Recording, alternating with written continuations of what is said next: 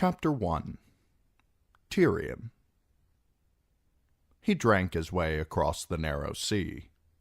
The ship was small, his cabin smaller, but the captain would not allow him above decks. The rocking of the deck beneath his feet made his stomach heave, and the wretched food tasted even worse when retched back up. But why did he need salt beef, hard cheese, and bread crawling with worms when he had wine to nourish him? It was red and sour, very strong. Sometimes he heaved the wine up too, but there was always more. "The world is full of wine," he muttered in the dankness of his cabin. His father never had any use for drunkards. But what did that matter? His father was dead. He'd killed him. "A bolt in the belly, my lord, and all for you. If only I was better with a crossbow, I would have put it through that cock you made me with, you bloody bastard." Below decks there was neither night nor day. Tyrion marked time by the comings and goings of the cabin boy who brought the meals he did not eat. The boy always brought a brush and bucket, too, to clean up. "Is this Dornish wine?" Tyrion asked him once as he pulled a stopper from a skin. "It reminds me of a certain snake I knew. A droll fellow, till a mountain fell on him." The cabin boy did not answer.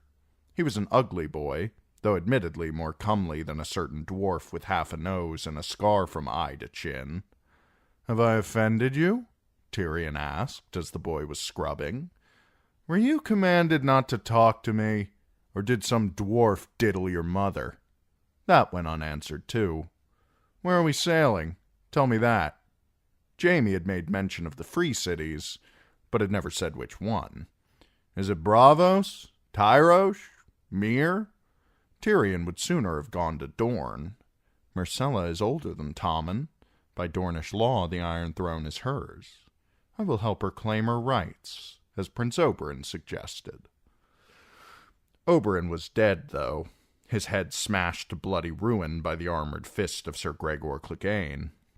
And without the Red Viper to urge him on, would Doran Martell even consider such a chancy scheme? He might clap me in chains instead and hand me back to my sweet sister. The wall might be safer. Old Bear Mormont said the Night's Watch had need of men like Tyrion. Mormont might be dead, though. By now Slint may be the Lord Commander. That butcher's son was not like to have forgotten who sent him to the wall. Do I really want to spend the rest of my life eating salt beef and porridge with murderers and thieves? Not that the rest of his life would last very long. Janos Slint would see to that. The cabin boy wet his brush and scrubbed on manfully. "Have you ever visited the pleasure houses of Lys?" the dwarf inquired. "Might that be where whores go?"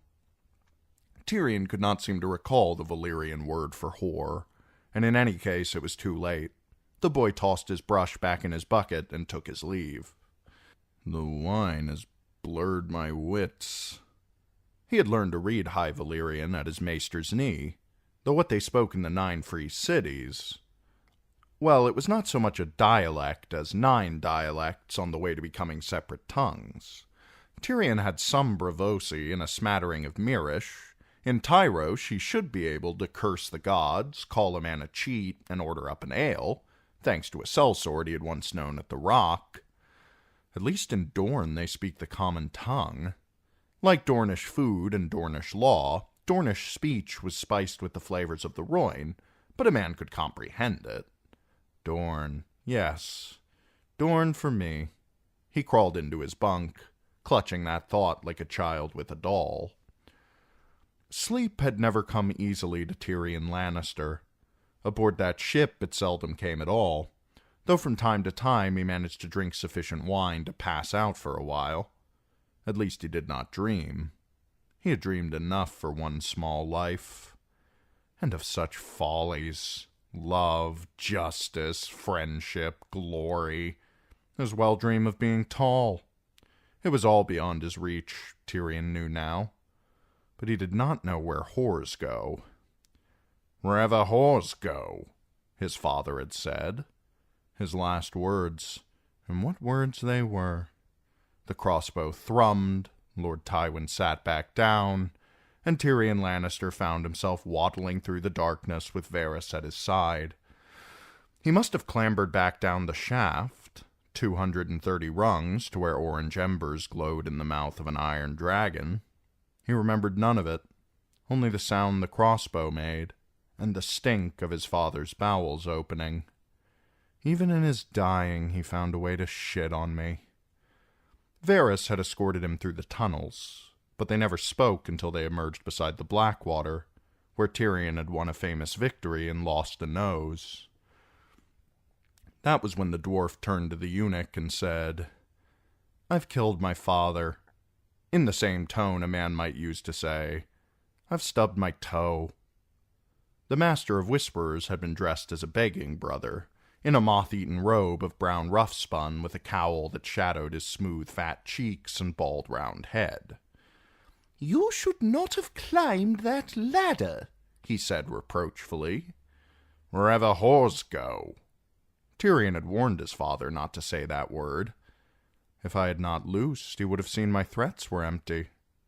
He would have taken the crossbow from my hands, as once he took Tysha from my arms. He was rising when I killed him. "I killed Shay, too," he confessed to Varys. "You knew what she was." "I did, but I never knew what he was." Varys tittered. "And now you do." I should have killed the eunuch as well. A little more blood on his hands, what would it matter? He could not say what had stayed his dagger. Not gratitude. Varys had saved him from a headsman's sword, but only because Jaime had compelled him. Jaime. No, better not to think of Jaime. He found a fresh skin of wine instead, and sucked at it as if it were a woman's breast. The sour red ran down his chin and soaked through his soiled tunic, the same one he had been wearing in his cell. The deck was swaying beneath his feet, and when he tried to rise, it lifted sideways and smashed him hard against a bulkhead. A storm, he realized, or else I'm even drunker than I knew. He retched the wine up and lay in it a while, wondering if the ship would sink. "Is this your vengeance, Father? Has the Father above made you his hand?" "Such are the wages of the kinslayer," he said as the wind howled outside. It did not seem fair to drown the cabin boy and the captain and all the rest for something he had done. But when had the gods ever been fair? And around about then, the darkness gulped him down. When he stirred again, his head felt like to burst, and the ship was spinning round in dizzy circles, though the captain was insisting that they'd come to port.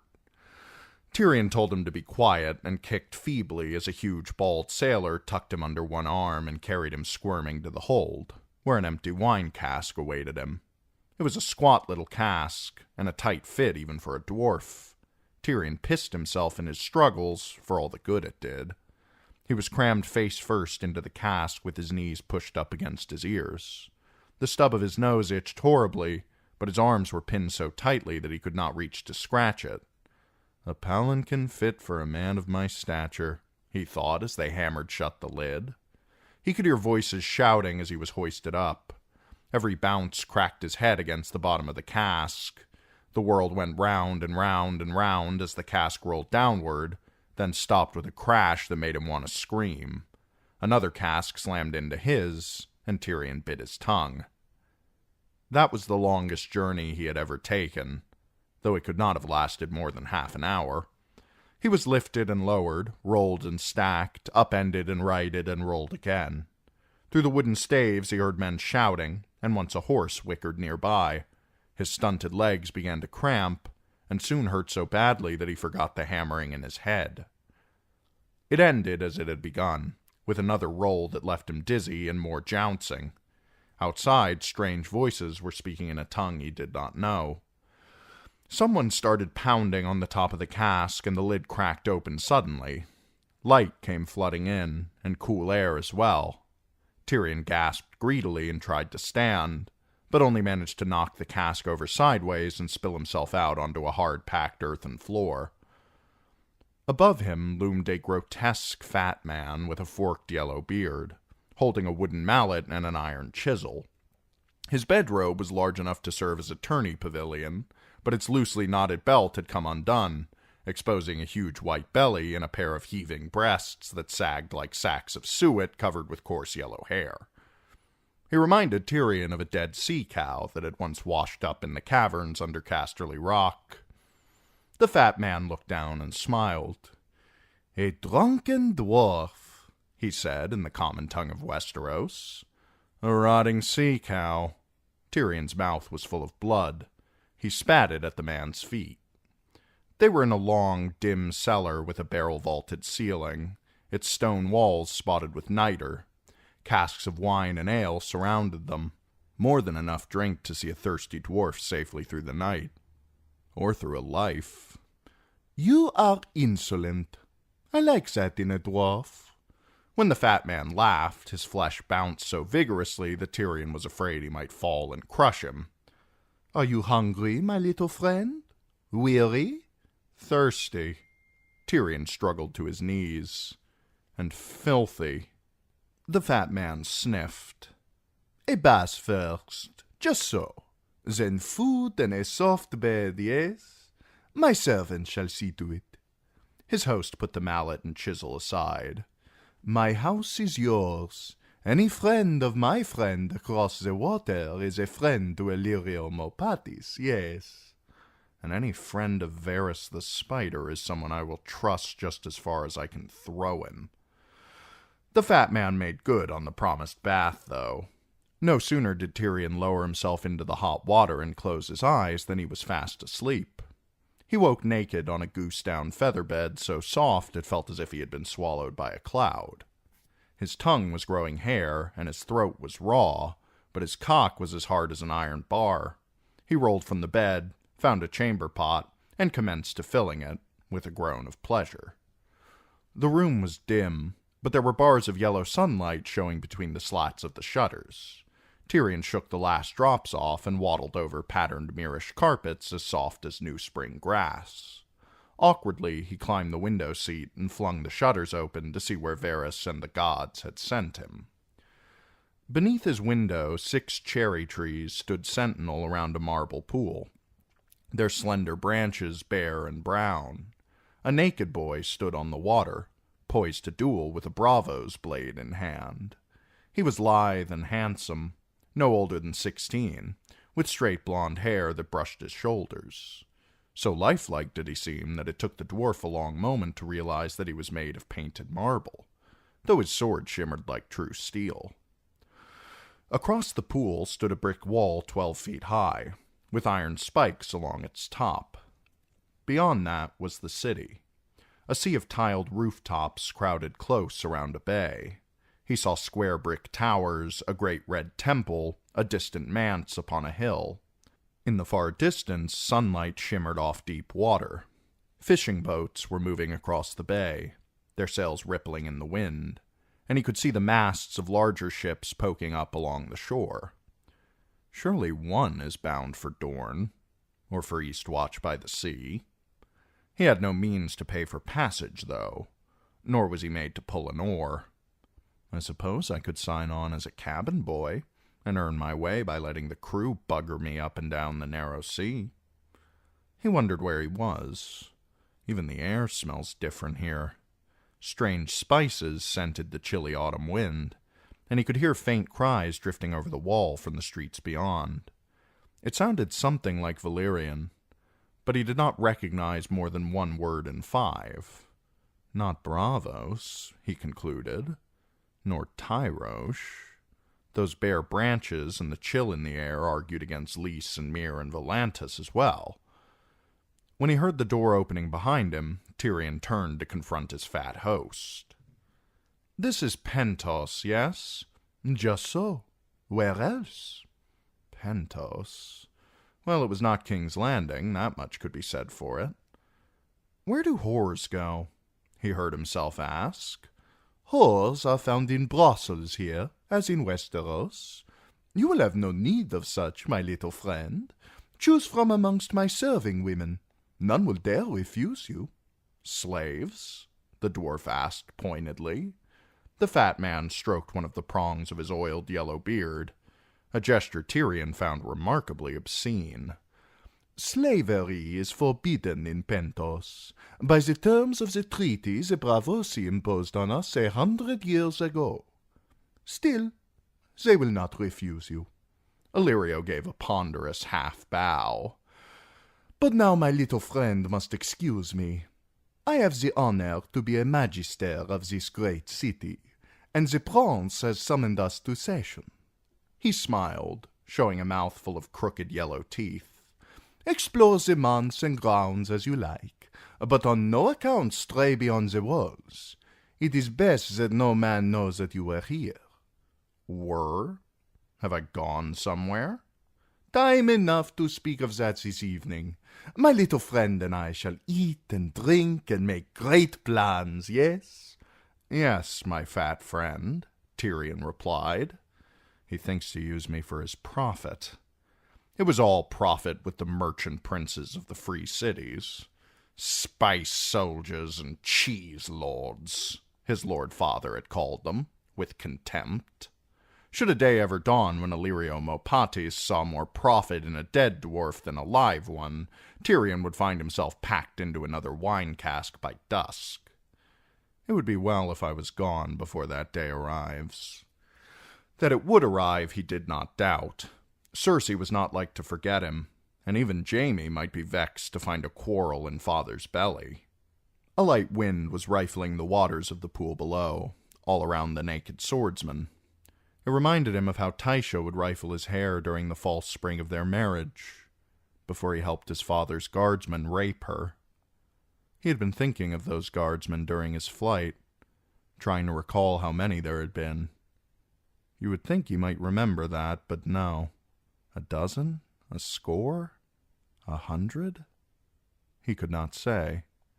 They had all been grown men, tall and strong, though all men were tall to a dwarf of 13 years. Tysha knew their number. Each of them had given her a silver stag, so she would only need to count the coins. A silver for each and a gold for me. His father had insisted that he pay her too. A Lannister always pays his debts. "Wherever whores go," he heard Lord Tywin say once more, and once more the bowstring thrummed. The Magister had invited him to explore the manse. He found clean clothes in a cedar chest inlaid with lapis and mother-of-pearl. The clothes had been made for a small boy, he realized as he struggled into them. The fabrics were rich enough, if a little musty, but the cut was too long in the legs and too short in the arms, with a collar that would have turned his face as black as Joffrey's had he somehow contrived to get it fastened. Moths had been at them, too. At least they do not stink of vomit. Tyrion began his explorations with the kitchen, where 2 fat women and a potboy watched him warily as he helped himself to cheese, bread, and figs. "Good morrow to you, fair ladies," he said with a bow. "Do you know where whores go?" When they did not respond, he repeated the question in High Valyrian, though he had to say courtesan in place of whore. The younger, fatter cook gave him a shrug that time. He wondered what they would do if he took them by the hand and dragged them to his bedchamber. "None will dare refuse you," Illyrio claimed, but somehow Tyrion did not think he meant these 2. The younger woman was old enough to be his mother, and the elder was likely her mother. Both were near as fat as Illyrio, with teats that were larger than his head. I could smother myself in flesh. There were worse ways to die. The way his lord father had died, for one. I should have made him shit a little gold before expiring. Lord Tywin might have been miserly with his approval and affection, but he had always been open-handed when it came to coin. The only thing more pitiful than a dwarf without a nose is a dwarf without a nose who has no gold.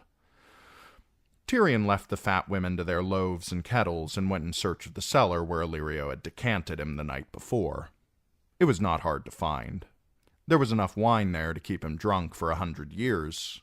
Sweet reds from the Reach and sour reds from Dorne, pale Pentoshi embers, the green nectar of Myr, 70 casks of Arbor gold, even wines from the fabled East, from Carth and Yee Tea and a Shy by the Shadow.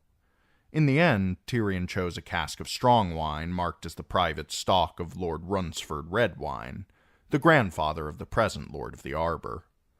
The taste of it was languorous and heady on the tongue, the color a purple so dark that it looked almost black in the dim-lit cellar. Tyrion filled a cup, and a flagon for good measure, and carried them up to the gardens to drink beneath those cherry trees he'd seen. As it happened, he left by the wrong door and never found the pool he had spied from his window, but it made no matter. The gardens behind the manse were just as pleasant, and far more extensive. He wandered through them for a time, drinking. The walls would have shamed any proper castle, and the ornamental iron spikes along the top looked strangely naked without heads to adorn them. Tyrion pictured how his sister's head might look up there, with tar in her golden hair and flies buzzing in and out of her mouth. Yes, and Jaime must have the spike beside her, he decided. No one must ever come between my brother and my sister. With a rope and a grapnel, he might be able to get over that wall. He had strong arms, and he did not weigh much. He should be able to clamber over if he did not impale himself on a spike. I will search for a rope on the morrow, he resolved. He saw 3 gates during his wanderings: the main entrance with its gatehouse, a postern by the kennels, and a garden gate hidden behind a tangle of pale ivy. The last was chained, the others guarded. The guards were plump, their faces as smooth as babies' bottoms, and every man of them wore a spiked bronze cap. Tyrion knew eunuchs when he saw them. He knew their sort by reputation. They feared nothing and felt no pain, it was said, and were loyal to their masters unto death. I could make good use of a few hundred of mine own, he reflected. A pity I did not think of that before I became a beggar. He walked along a pillared gallery and through a pointed arch, and found himself in a tiled courtyard where a woman was washing clothes at a well. She looked to be his own age, with dull red hair and a broad face dotted by freckles.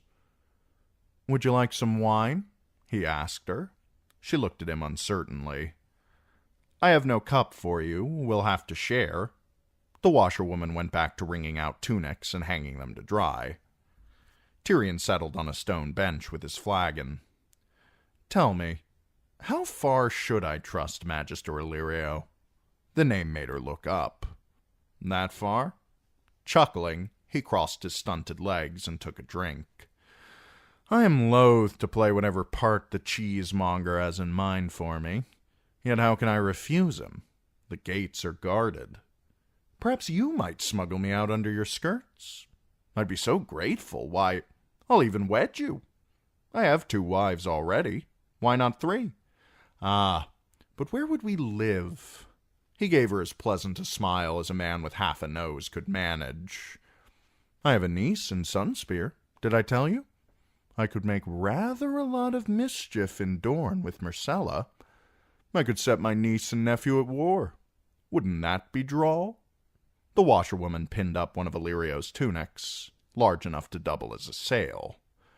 "I should be ashamed to think such evil thoughts. You're quite right. Better if I sought the wall instead. All crimes are wiped clean when a man joins the Night's Watch, they say.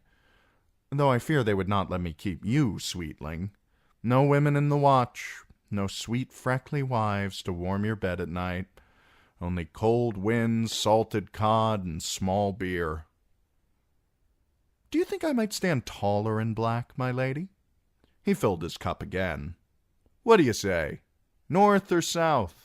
Shall I atone for old sins, or make some new ones?" The washerwoman gave him one last glance, picked up her basket, and walked away. "I cannot seem to hold a wife for very long," Tyrion reflected. Somehow his flagon had gone dry. Perhaps I should stumble back down to the cellars. The strong wine was making his head spin, though, and the cellar steps were very steep. "Where do whores go?" he asked the wash, flapping on the line. Perhaps he should have asked the washerwoman. "Not to imply that you're a whore, my dear, but perhaps you know where they go." Or better yet, he should have asked his father. "Wherever whores go," Lord Tywin said. "She loved me. She was a crofter's daughter. She loved me, and she wed me. She put her trust in me." The empty flagon slipped from his hand and rolled across the yard. Tyrion pushed himself off the bench and went to fetch it. As he did, he saw some mushrooms growing up from a cracked paving tile. Pale white they were, with speckles and red-ribbed undersides dark as blood. The dwarf snapped one off and sniffed it.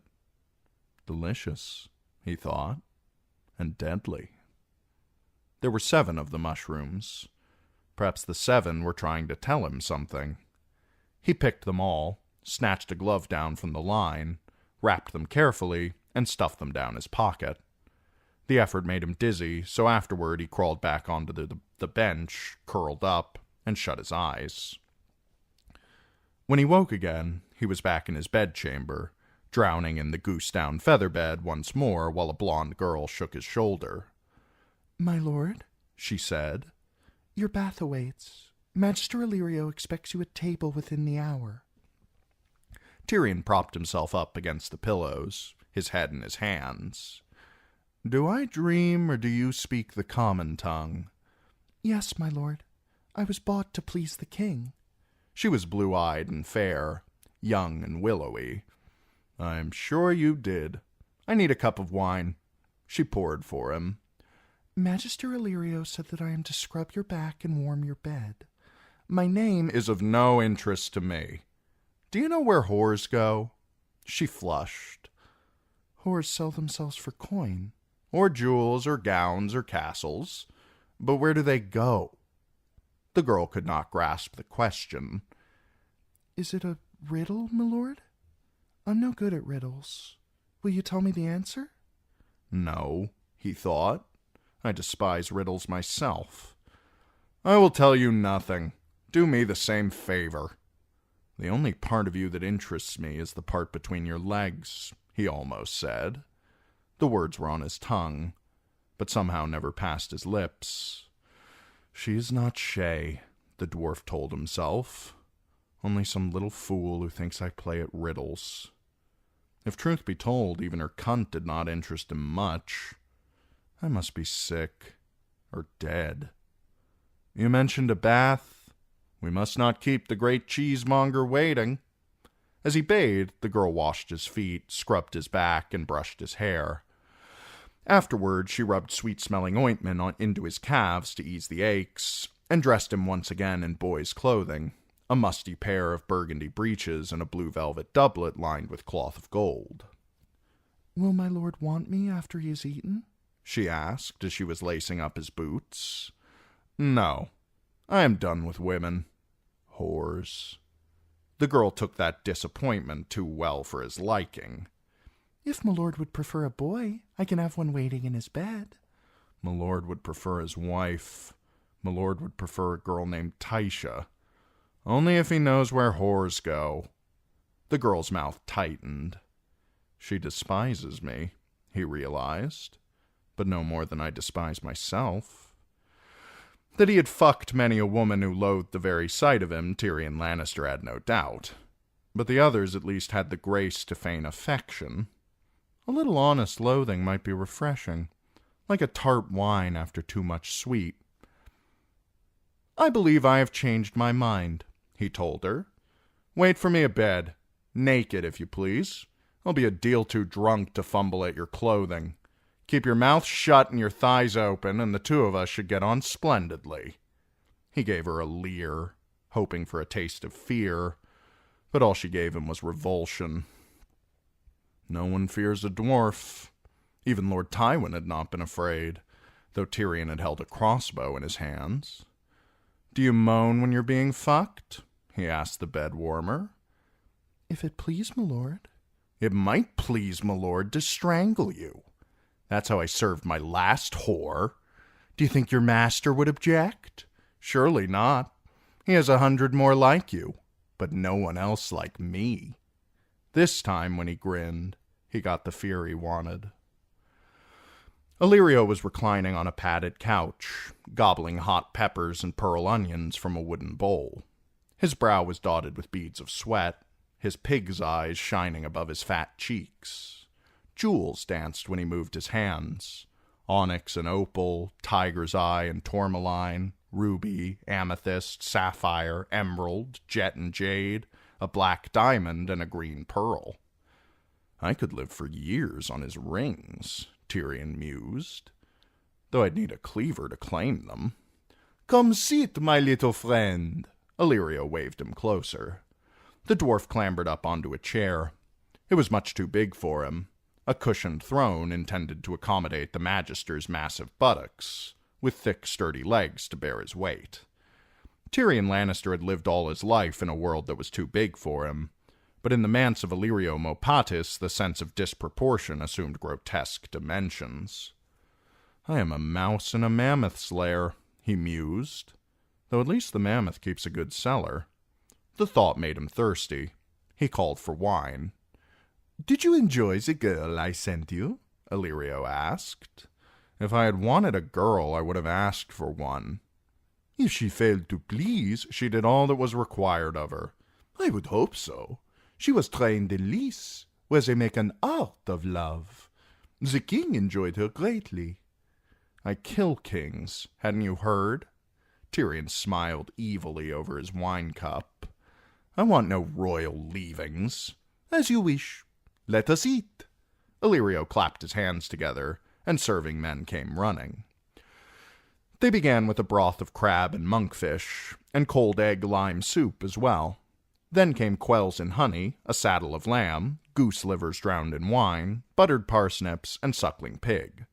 The sight of it all made Tyrion feel queasy, but he forced himself to try a spoon of soup for the sake of politeness, and once he had tasted it, he was lost. The cooks might be old and fat, but they knew their business. He had never eaten so well, even at court.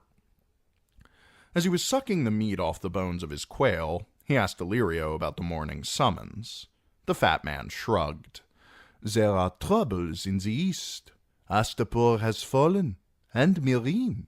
Giscari slave cities that were old when the world was young. The suckling pig was carved. Illyrio reached for a piece of the crackling, dipped it in a plum sauce, and ate it with his fingers. Slaver's Bay is a long way from Pentos. Tyrion speared a goose liver on the point of his knife. No man is as accursed as the kinslayer, he mused. But I could learn to like this hell. This is so, Illyrio agreed. But the world is one great web, and a man dare not touch a single strand lest all the others tremble. More wine? Illyrio popped a pepper into his mouth. No, something better. He clapped his hands together. At the sound, a serving man entered with a covered dish. He placed it in front of Tyrion, and Illyrio leaned across the table to remove the lid. Mushrooms, the Magister announced as the smell wafted up. Kissed with garlic and bathed in butter. I'm told the taste is exquisite. Have one, my friend. Have two. Tyrion had a fat black mushroom halfway to his mouth, but something in Illyrio's voice made him stop abruptly. After you, my lord. He pushed the dish toward his host. No. Magister Illyrio pushed the mushrooms back. For a moment, it seemed as if a mischievous boy was peering out from inside the cheesemonger's bloated flesh. After you, I insist. Cook made them specially for you.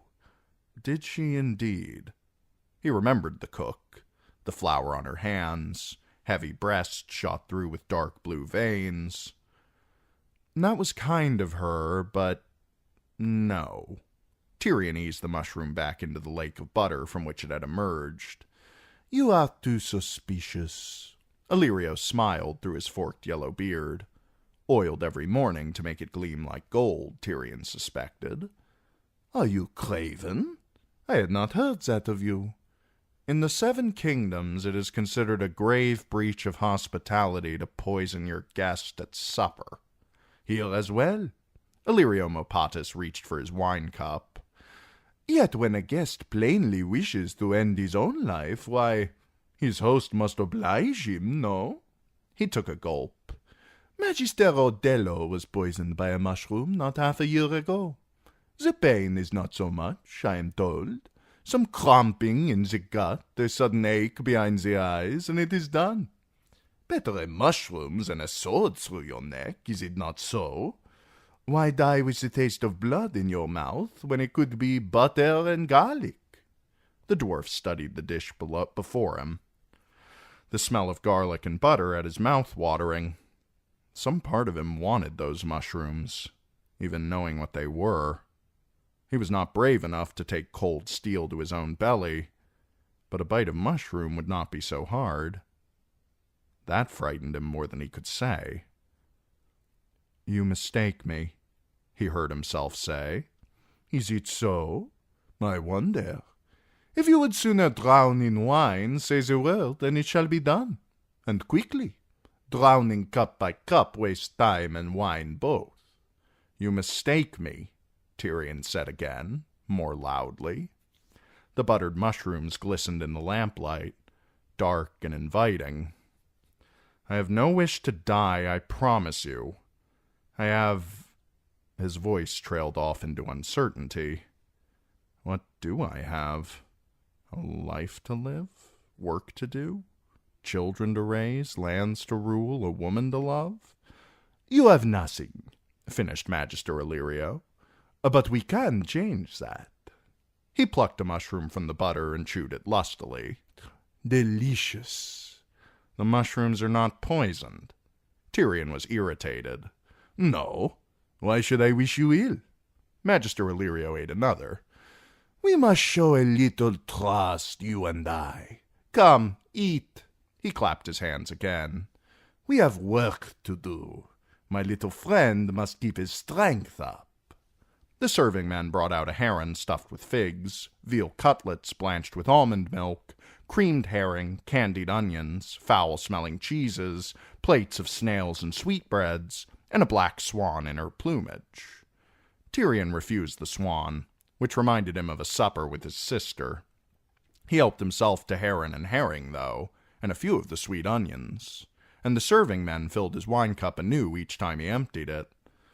"You drink a deal of wine for such a little man." "Kinslaying is dry work. It gives a man a thirst." The fat man's eyes glittered like the gemstones on his fingers. "There are those in Westeros who would say that killing Lord Lannister was merely a good beginning." "They had best not say it in my sister's hearing, or they will find themselves short of tongue." The dwarf tore a loaf of bread in half. "And you had best be careful what you say of my family, Magister. Kinslayer or no, I am a lion still." That seemed to amuse the Lord of Cheese to no end. He slapped a meaty thigh and said, "You Westerosi are all the same. You saw some beast upon a scrap of silk, and suddenly you are all lions or dragons or eagles. I can take you to a real lion, my little friend. The prince keeps a pride in his menagerie. Would you like to share a cage with them?"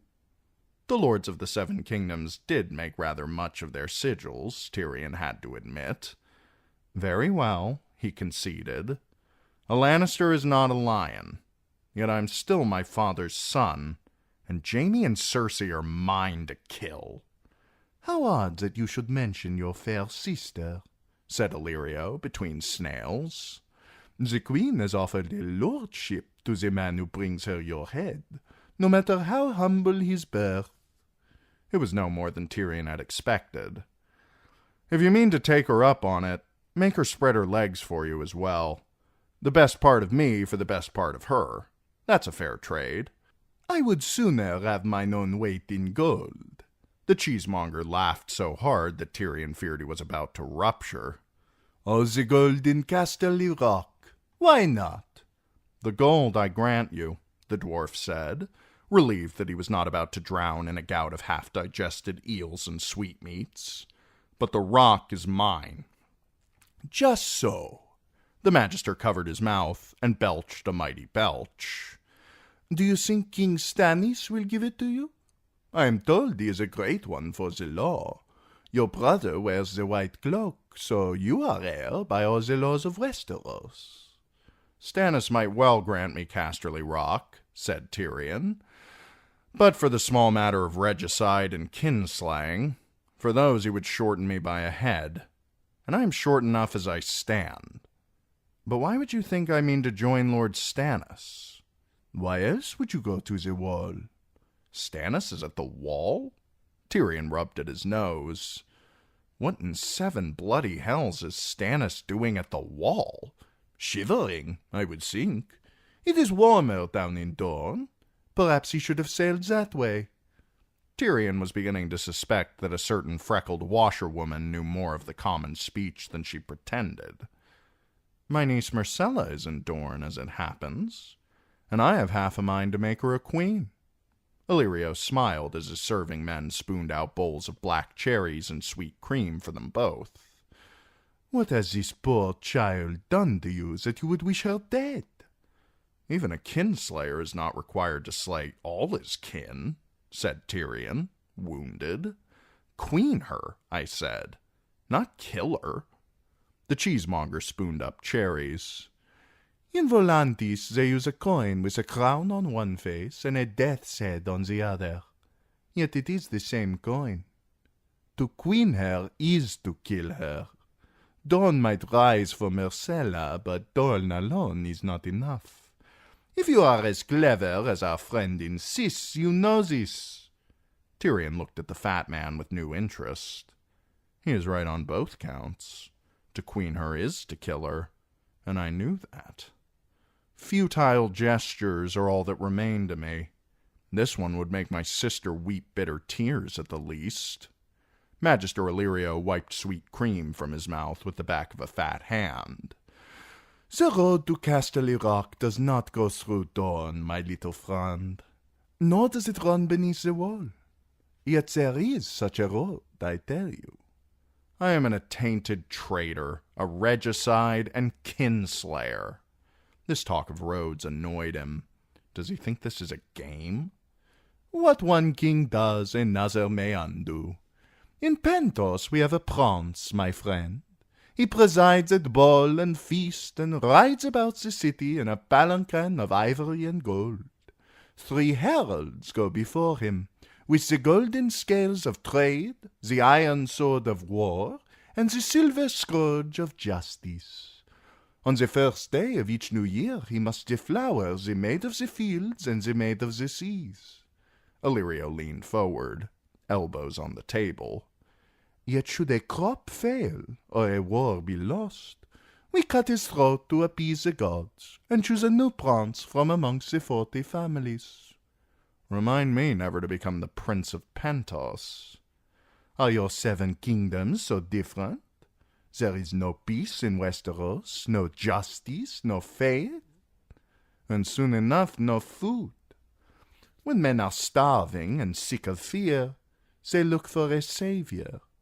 They may look, but if all they find is Stannis, not Stannis, nor Myrcella. The yellow smile widened. Another, stronger than Tommen, gentler than Stannis, with a better claim than the girl Myrcella. A savior come from across the sea to bind up the wounds of bleeding Westeros. Fine words. Tyrion was unimpressed. Words are wind. Who is this bloody savior? A dragon. The cheesemonger saw the look on his face at that, and laughed. A dragon with 3 heads.